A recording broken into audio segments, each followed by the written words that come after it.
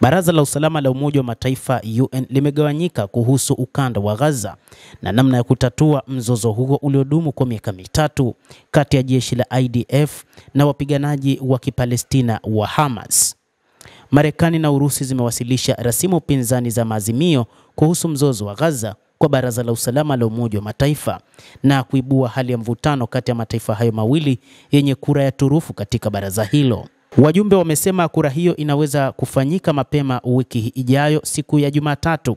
Rasimu ya Marekani inalenga kuwezesha utekelezaji wa mpango wa amani wa Rais Donald Trump kwa eneo zima la Mashariki ya Kati.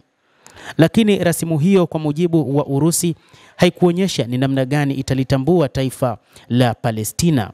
Hata hivyo, baadhi ya mataifa ya Kiarabu na ya Kiislamu yamekubaliana na mpango wa amani wa Donald Trump.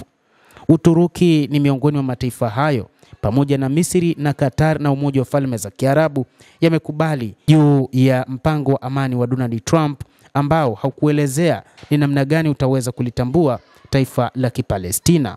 Hata hivyo, Urusi imekuja na rasimu mpya ambayo imeomba mataifa ulimwenguni kukubali namna ya kulitambua taifa la Palestina, ikiona kwamba ndio njia pekee itakayoweza kusaidia kuwepo kwa amani katika eneo hilo la ukanda wa Gaza na Mashariki ya Kati kwa ujumla.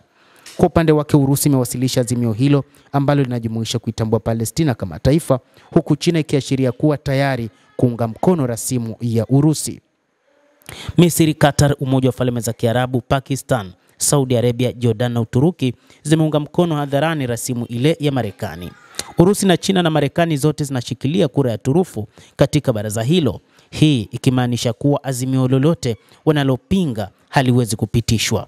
Kuna wasiwasi mkubwa kwamba mnamo Jumatatu huenda rasimu zote mbili zisipitishwe, kwani Marekani haipo tayari kuona uwepo wa taifa la Palestina kama ambavyo Israel imekataa katika makubaliano yake na Marekani, kwamba licha ya kwamba inakubali kusitisha mapigano lakini haitokubali kuundwa kwa taifa la Palestina.